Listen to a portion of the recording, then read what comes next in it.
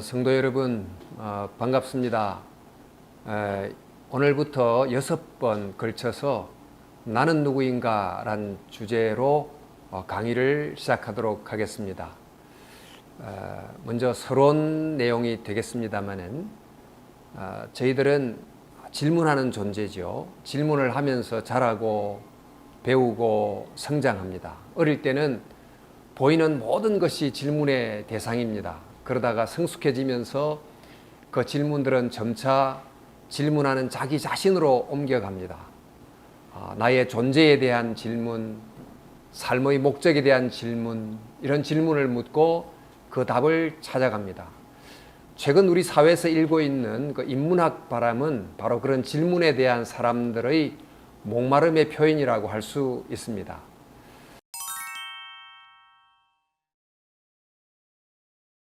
우리는 결국 두 가지 질문을 피해갈 수가 없습니다. 첫째는 나는 누구인가? 라는 내 존재에 관한 질문이고, 둘째는 그러면 어떻게 살 것인가? 하는 삶에 관한 질문입니다. 존재와 삶은 분리될 수가 없습니다. 결국 산다고 하는 것은 이 두 가지 질문에 대한 답을 찾는 과정입니다. 혹시 하나의 질문을 더 붙인다면 어떻게 죽을 것인가로 붙일 수 있겠습니다. 자, 여러분, 믿음도 마찬가지입니다. 믿고 산다는 것은 종교의 교리를 지적으로 받아들이고 또 종교 행사에 정기적으로 참여하는 것이 아닙니다. 그 믿음의 체계 안에서 위에서 제기했던 두 가지 본질적 질문에 대한 답을 찾아가는 것입니다. 예수님을 믿는 이들도 또 존재에 관한 또 삶에 관한 두 질문의 답을 성경의 비달에서 찾아가는 구도의 과정이고, 또 그 답을 붙잡고 삶의 광야의 길을 걸어가는 순례의 과정, 이것이 곧 믿음의 길이라고 볼 수 있습니다. 그래서 누군가가 믿음을 뜻하는 영어 believe를 be와 live가 합쳐진 단어다 풀기도 했습니다. 즉 믿음은 나는 누구인가라고 하는 존재에 대한 답을 발견하는 것, 또 그것을 근거로 어떻게 살 것인가에 관한 답을 찾아가는, 즉 living의 답을 찾아가는 것으로 이해한 것입니다. 저는 믿음의 의미를 매우 적절하게 풀이했다고 생각이 됩니다. 문제는 그 답을 찾고 사는 것이 쉽지 않다는 것입니다. 지금까지 철학과 문학과 여러 종교들이 제시한 답들이 많고, 또 그 속에 사색과 고민과 답들이 있고 또 지혜가 적지 않습니다. 우리는 그들이 내렸던 답이란 창문을 통해서 우리의 존재, 삶의 의미를 바라보며 왔습니다. 그 창들이 매우 다양합니다. 어떤 답이 옳은지 또 평가하고 분별하는 것도 쉽지 않습니다. 그래서 우리는 인간의 사색보다도 더 밝은 빛 아래서 발견된 빛이 필요한 것입니다. 즉 하나님의 말씀의 태양빛 아래서 나는 누구인가? 또 그러면 어떻게 살 것인가? 두 질문에 대한 바른 답을 찾아야 되는 것입니다. 성경이란 그 빛 아래서 나는 누구며 또 어떻게 살 것인지, 이 두 가지 답을 찾는 것이 바로 성경을 읽는 자의 특권이기도 하고 의무이기도 합니다. 그래서 먼저 나는 누구인가? 또 이 제목을 말씀을 드리려고 합니다. 그리고 또 이어서 어떻게 살 것인가 하는 내용을 또 이어가려고 하는데, 바로 이 내용을 그러면 어떻게 살 것인가 라고 하는 제가 쓴 책을 또 기초로 해서 일단 6과 나는 누구인가에 관한 내용을 살펴보도록 하겠습니다. 그러면 이제 나는 누구인가 라는 그 큰 주제 아래서 제일 첫 번째, 나는 누군가, 즉 우리는 관계적 존재다 하는 것입니다.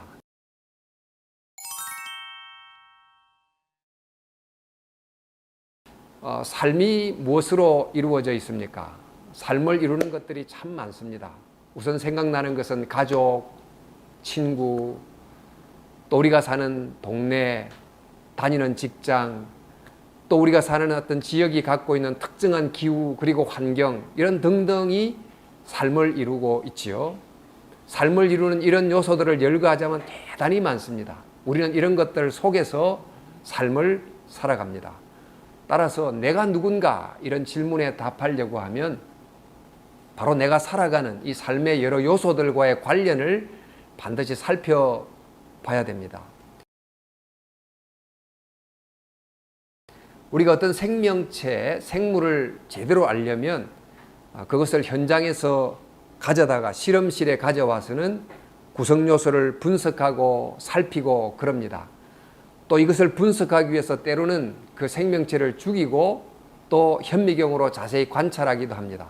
물론 그럼을 통해서 그 생명체를 알 수도 있습니다만은 그 생명체가 자라는 환경으로부터 그 생명체를 완전히 떼어낸 채로 그 환경과 분리한 채로 그 생명체를 충분히 알 수는 없습니다. 왜냐하면 그 생명체는 그 존재의 환경과 불가분의 관계 속에 있기 때문입니다. 인간은 더 말할 필요도 없습니다. 그 개인을 말하는 그 영어 individual이라고 하지 않습니까? 그 앞에 in이 그 not이란 뜻이고 dividual이 divide란 뜻이니까 풀자면 더 이상 나눠질 수 없는 개체, 그런 뜻입니다. 만약 인간을 알기 위해서 삶의 여러 상황을 배제한 채, 아니 그것으로부터 떼내서 인간을 개체로만 살핀다고 하면 인간을 과연 얼마나 알 수 있겠습니까? 이는 마치 내가 서 있는 그 발밑만 바라보고서 내가 어디에 있는가를 알려고 하는 것과 크게 다르지 않습니다. 인간도 역시 어떤 생명체들처럼, 아니 그들보다 훨씬 더 복잡한 관계의 그물 속에 존재하기 때문에 그 다양한 관계들 속에서 내가 누구인지를 발견해야 된다는 것입니다.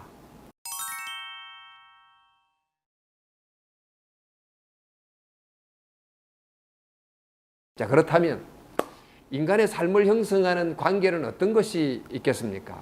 그 수많은 관계들이 세 가지 범주 속에 포함이 됩니다. 하나는 자연과의 관계, 세상과의 관계입니다.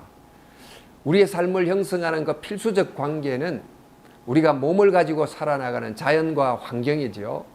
매 순간 공기를 마시고 물을 마시고 또 땅에서 나는 식물을 먹고 살아갑니다.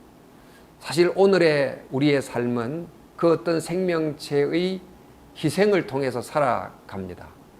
또한 성경은 인간을 아담이라고 부르는데 이 아담이란 이름은 땅과 흙을 뜻하는 아다마에서 나왔습니다. 또 인간을 말하는 그 학명은 호모 사피엔스란 말의 호모도 라틴어 후무스라고 하는 것에서 나왔는데 그 후무스가 흙이란 뜻입니다. 이처럼 인간을 땅으로, 흙으로 이름 지어 부르는 것은 인간은 본질적으로 이 자연과 분리될 수 없다는 것을 강조하고 있는 거지요. 조금 더 확장하자면 우리는 우리가 속한 나라, 민족, 언어권, 그리고 그 나라의 전통, 역사와의 관계 속에서 산다고 할 수 있습니다. 어쨌든 이것이 바로 인간을 이루는 첫 번째 관계, 필수 존재 조건입니다. 이것과의 관계 속에서 내가 누군가 하는 걸 알 수가 있는 것이지요. 근데 사람에게 더 중요한 관계가 있습니다. 그것은 바로 다른 인간과의 관계입니다. 사람들이 서로 관계를 맺고 사는 이 사회는 우리가 딛고 살아야 되는 또 다른 하나의 땅입니다. 바로 그 사회라고는 땅 위에 우리는 다양한 신분을 가지고 살아가죠. 내가 누군지를 소개할 때 우리는 나는 누구의 자녀입니다. 또는 나는 누구를 알고 있습니다. 누구의 친구입니다. 이렇게 알림으로 나를 소개합니다. 즉 다른 사람과의 관계 속에서 자기를 규정하며 살아가는 것입니다.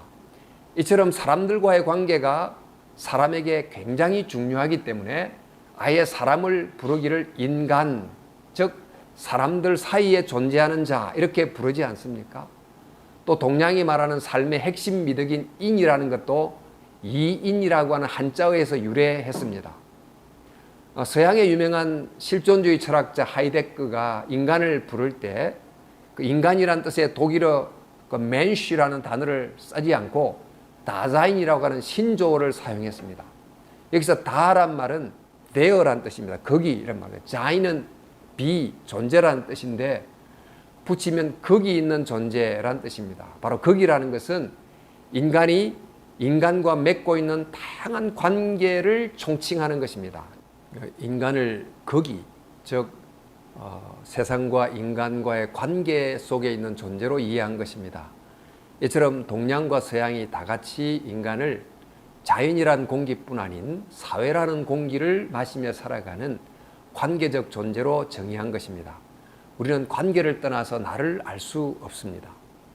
이 나라는 존재를 형성하는 주요한 관계를 주로 자연과의, 세상과의 관계, 그리고 인간과의 관계로 생각합니다. 이 두 관계가 인간이란 존재를 이루는 관계의 전부입니까? 인간에 관한 많은 연구는 이 두 관계에 집중되어 있습니다. 지금도 인간에 관한 주된 논의는 주로 나와 자연과 세상, 또 나와 다른 인간과의 관계, 이런 틀 안에서 이루어지고 있습니다. 말씀한 이 두 가지 관계가 인간을 이해하면서 필수적이기는 하지만 이것만으로 인간을 다 설명할 수 있는가? 인간이 맺고 있는 또 다른 중요한 관계는 없는가?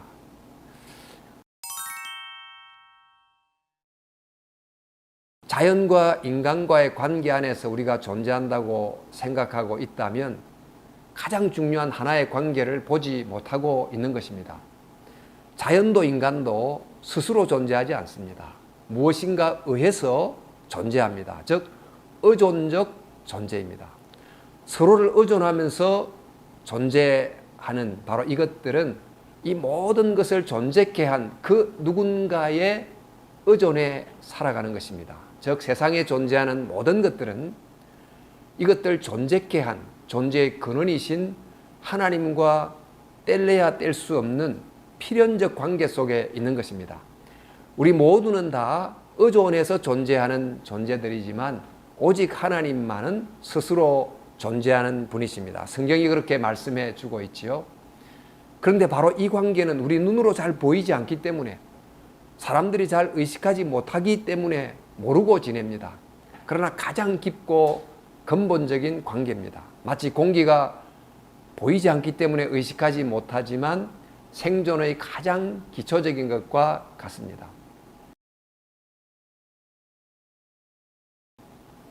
우리가 이 창조주 하나님과 이처럼 근원적으로 연결되어 있다면 나는 누구인가? 이 질문은 그분과의 관계라는 차원을 더해서 생각해야만 비로소 온전한 답에 이르게 됩니다.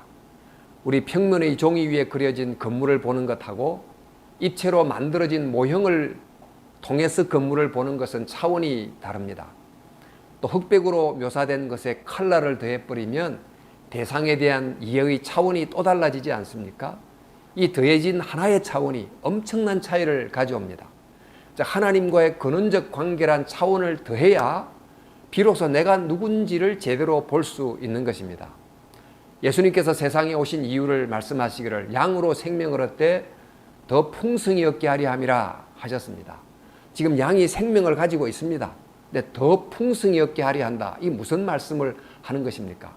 우리가 지금 생명을 가지고 살고 있다고 하지만 이 생명이 풍성함의 차원에 아직 이르지 못하고 있기 때문입니다. 우리는 풍성한 생명이 되기 위해서 더 배우려고 하고 더 가지려고 하고 더 건강하려고 하고 더 많은 사람을 사귀려고 합니다. 물론 자연과의, 사람과의 관계의 끈을 튼튼하게 함으로 생명의 조금 더 나은 차원으로 올라갈 수 있겠지만, 그러나 한 가지 근본적 차원을 알지 못하면 풍성함에 이르는 것이 불가능한 것입니다. 예수님은 영생은 참 하나님과 그가 보내신 자 예수 그리스도를 아는 것이라고 하셨습니다. 영생을 하나님을 아는 것이라고 정의했습니다. 이 안다고 하는 것은 단순히 지식을 더하는 것이 아니고 관계를 맺는 것을 뜻합니다. 즉 영생은 죽은 이후에 가능한 무한정 지속되는 시간이 아니라 잃어버렸던 중요한 관계가 회복된 생명, 그 생명이 만드는 삶, 이게 바로 영생입니다. 즉 영생은 풍성한 생명의 차원인데 이것은 바로 하나님과의 관계가 회복될 때 비로소 시작이 되는 것입니다. 신체에도 각 장기들이 다 온전한 모습으로 존재해야 나라는 몸이 가능할 수 있는 것처럼 삶에도 이 세 가지 관계가 함께 있어야 가능한 것입니다. 즉 하나님과의 관계란 차원이 더해질 때 내가 누구인지에 대한 올바른 답을 찾을 수 있습니다. 나는 누구입니까? 나는 밖으로 자연과 세상과의 관계, 또 옆으로 인간과의 관계, 또 위로 하나님과의 관계 속에서 살아가는 관계적 존재입니다. 다음 주는 성경이 이 내용을 구체적으로 어떻게 말하고 있는지를 살펴보도록 하겠습니다. 오늘 나는 누구인가 첫 번째 관계적 존재란 내용의 말씀을 함께 나누었습니다. 이제 또 다음 주 여러분을 이어지는 강의로 만나도록 하겠습니다. 강의 경청해 주셔서 감사합니다. 감사합니다.